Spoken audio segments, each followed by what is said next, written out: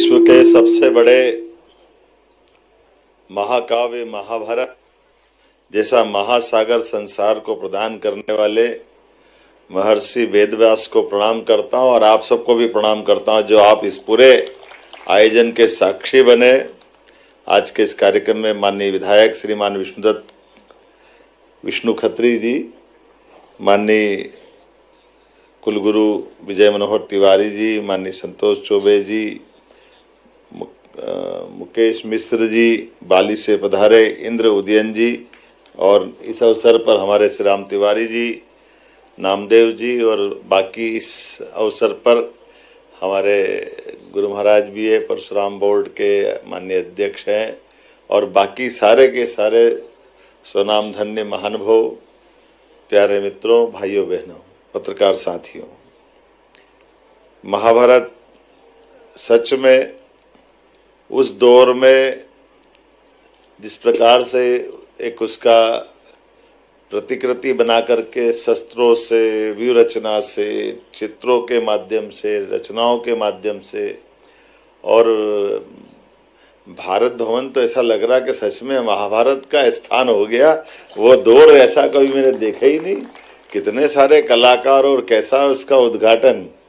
सच में हमारे माननीय विष्णु जी कह रहे हैं तो स्थापना दिवस के दिन कराना, इतना भव्य दिव्य के साथ अपना वो सब कुछ बताने का प्रयास किया है। महाभारत और महाभारत के बाद के पात्रों की दृष्टि से उन पे तो काफ़ी काम हुआ है, लेकिन पात्रों के पूर्व जन्मों के साथ जोड़ करके ये महाभारत की गाथा को बताने का जो प्रयास किया है, वो सच में महाभारत के दरमियान ये सारी चीज़ें, और अभी भी हम अपने आज के काल से जोड़ के देखें तो कमोबेश वो सारी चीज़ों के नज़दीक हम पहुंच जाते हैं जो कभी कभी लगता था कि कपोल कल्पित हो सकती है, कल्पनाशीलता हो सकती है, हुई है नहीं हुई कोई मालूम नहीं, क्या होगा क्या नहीं होगा।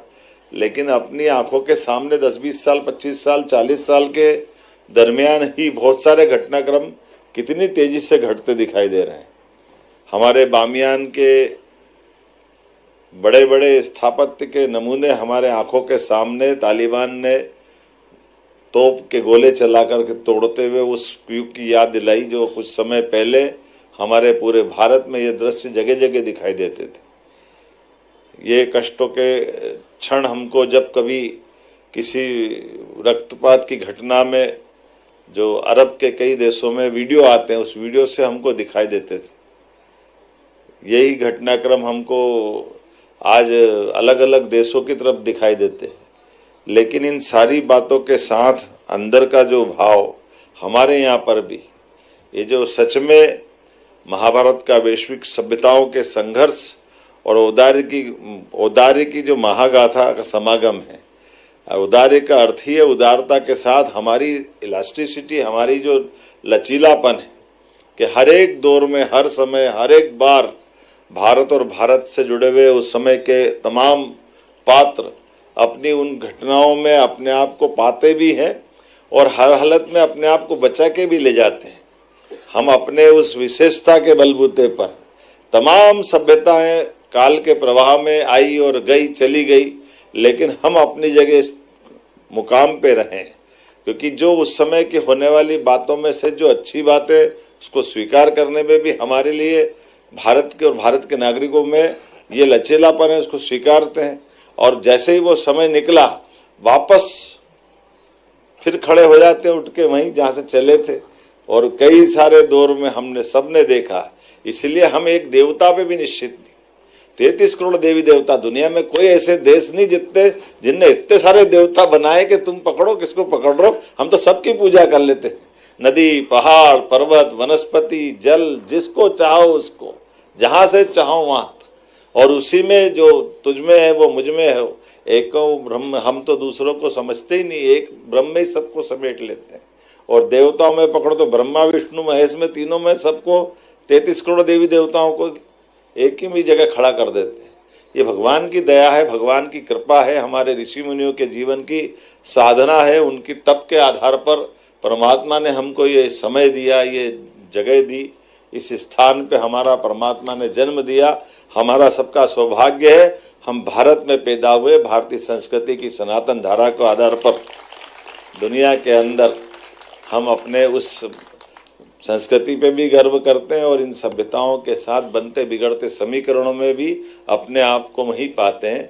जैसे भगवान ने गीता में कहा है, सच में हमारे लिए शिवाय नमः विष्णुवे नमः, शिवाय नमः विष्णुवे नमः, ये दोनों अद्भुत हरि और हर के मिलन में हमारा सब कुछ हो जाता है। इसके बाद कुछ है नहीं। भगवान महाकाल के दर्शन करो और साक्षी गोपाल नहीं करो तो बात नहीं बनती, और गोपाल जी को याद करो और महादेव को भूल जाओ तो गोपाल जी नाराज हो जाते।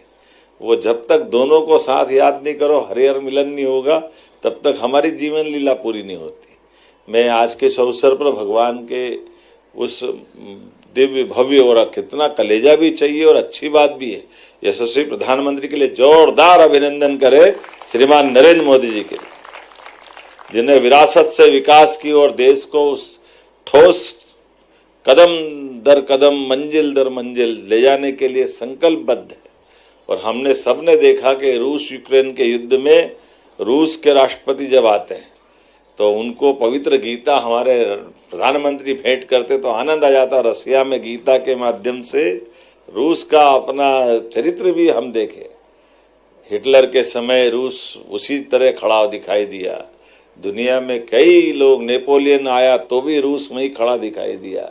आज भी कई लोग, कोई आ रहा है जा रहा है, कितने कुछ बोल रहा है चाल रहा है, लेकिन रसिया के व्यक्ति सच में हमारे लिए सौभाग्य की बात है और हमारे धर्म से थोड़ा सा अलग प्रकार से माना जाता है।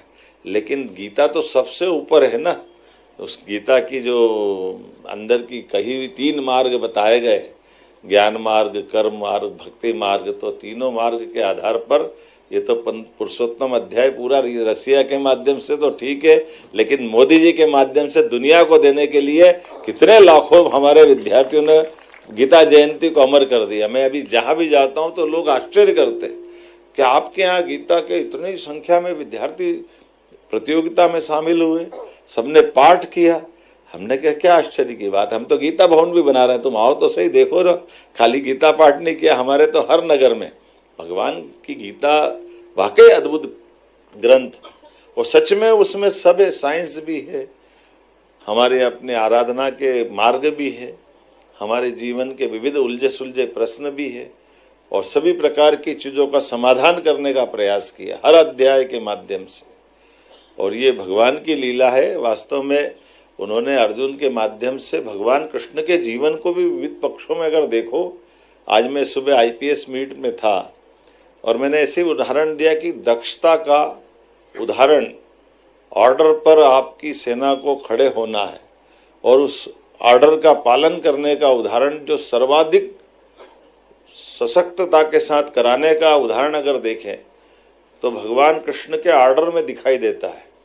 जब वो अपनी अजय सेना को कौरवों के पक्ष में खड़ा कर देते, और कौरव पांडव का युद्ध तो हो रहा है क्योंकि दोनों में से कोई एक जीतेगा, उसको सब कुछ मिलने वाला था, लेकिन भगवान स्वयं एक पक्ष में खड़े हुए और दूसरे पक्ष में अपने वो सारे योद्धाओं को खड़ा करते हैं जिन्होंने हारना सीखा ही नहीं था।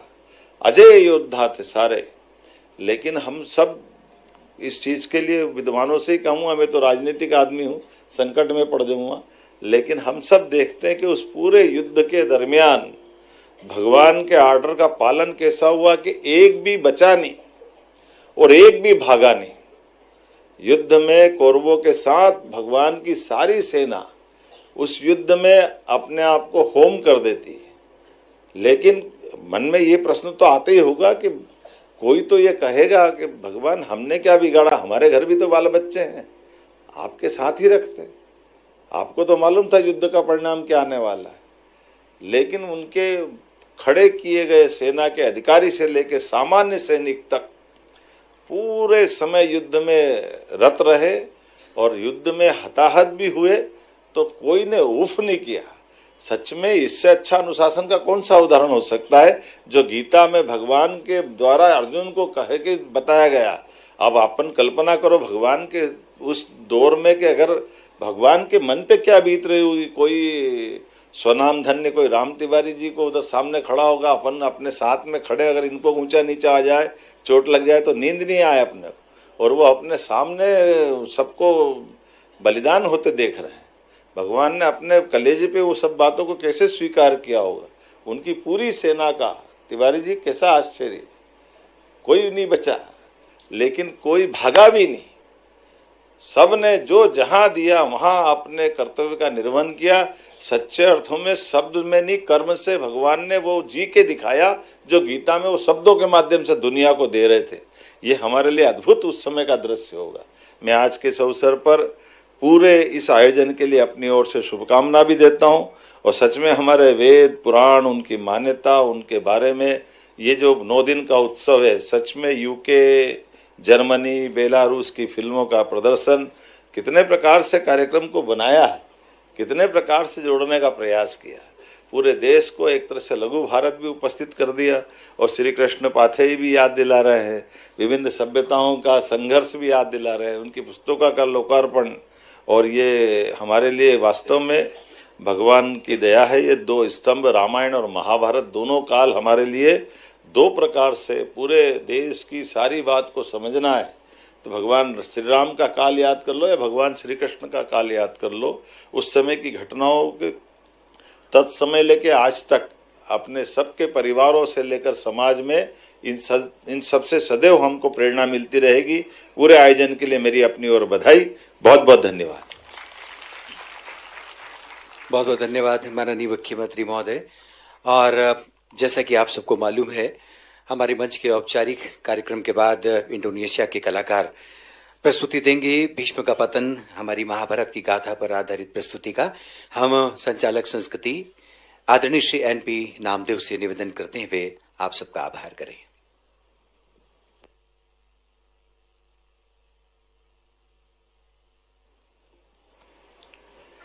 आज के इस कार्यक्रम में कृपापूर्वक पधारे हमारे यशस्वी माननीय मुख्यमंत्री जी डॉक्टर मोहन यादव जी, मैं आपका विशेष रूप से आभार व्यक्त करता हूं कि आपने इस विशेष आयोजन की परिकल्पना को मूर्त रूप देने के लिए हमें विभाग की ओर से ये अवसर प्रदान किया कि हम ये कार्यक्रम कर सके। मंचासीन अन्य विधायक जी विष्णु खत्री जी का भी विशेष रूप से आभार व्यक्त करता हूं और मंचासीन समस्त समृद्ध और विद्वजनों का भी मैं आभार व्यक्त करता हूं। इसके साथ ही यहाँ उपस्थित सभी नागरिकगण, पत्रकार साथी बंधुओं और इस कार्यक्रम में प्रत्यक्ष और परोक्ष रूप से जुड़े हुए सभी कलाकारों का मैं स्वागत करता हूं कि इस आयोजन को आपने अपना सहयोग प्रदान किया और हमको इस विशेष प्रकार कार्यक्रम करने के लिए अपना समय प्रदान किया। आप सभी का पुनः धन्यवाद, आभार। बहुत बहुत धन्यवाद आदरणीय संचालक संस्कृति श्री NP नामदेव जी। माननीय मुख्यमंत्री जी और उपस्थित मंचासीन सभी महानुभावों से हमारा निवेदन है